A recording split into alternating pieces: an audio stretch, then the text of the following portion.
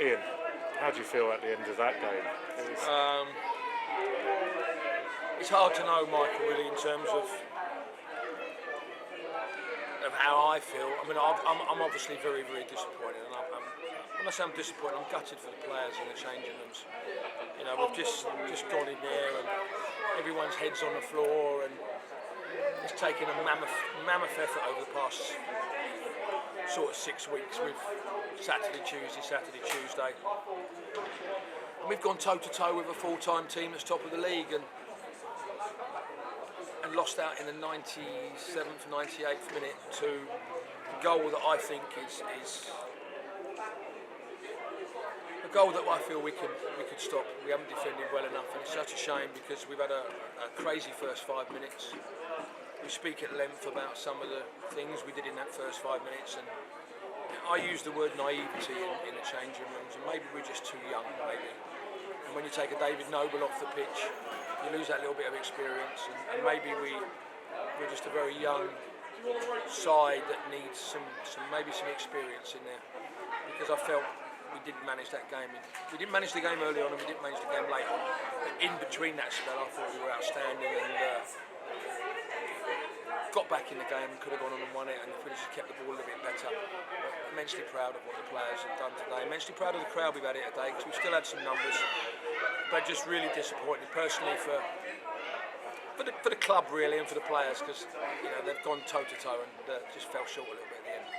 Yeah, it did come across as for large parts of the game, such a sort of strong performance from us. But of course, also, as you said, with our sort of young side and looking at sort of Maidstone with some of the experience running through that sort of team. But yeah, we did go sort of toe to toe sort of with them, especially after the start we had, because we've given them 2 goals after the first 5 minutes. When I say we've given them to them, I think the first goal we've all stopped, thought the ball gone out of play, people appealing for a goal kick or a corner, and we didn't react, we didn't clear our lines, we had no one on the edge of the box. And then the second goal for me is a calamity in terms of how the lads kicked it into the ground. I think both goals, the second and the third, have been kicked into the ground, and they've ended up in the back of the net, and it's disappointing because, as I say, first 5 minutes, last 5 minutes, in between that, there's been some really good football played by us.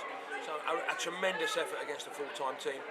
But we've just fallen short again, and it's been like that probably the last 6 or 7 games. As I said, no one knows more than I do in terms of we've lost 6, drawn 1 of the last 7. Have we been totally outplayed, outfought, outbattled? No, we haven't. I just think in that period that some of the mistakes we didn't make at the beginning of the season, we've now gone and made them.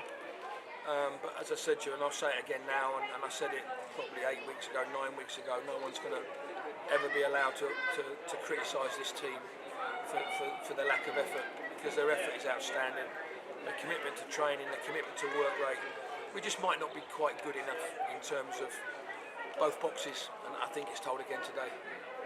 There was some fantastic performances, I thought, out there. So Mitchell, Zane, David Noble, of course, as David doing sort of 70 odd minutes for us today. I think the last time he started a game was probably back in December.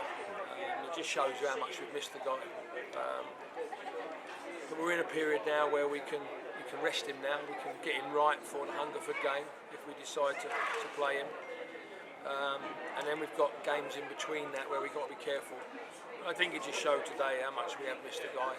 I take full responsibility. Could I have replaced him? But you're forever thinking he's on his way back. He's on his way back, and if you are going to replace him, who do you replace him? Who would you replace him with? Because for me, there's only one David Noble, and he's been fantastic for this club.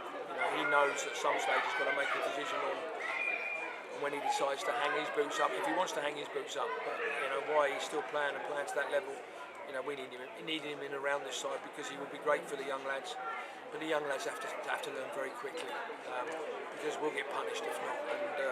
And as I say, I want young lads in the team. I want young lads to do their jobs correctly, and I want them to express themselves. But at some stage, you have to be a little bit brighter in terms of some of his decision making. And I felt once we took him off, we never really got to grips with the game. We didn't keep the ball well enough, and we kept inviting on pressure, and it told in that 95th, 96th minute.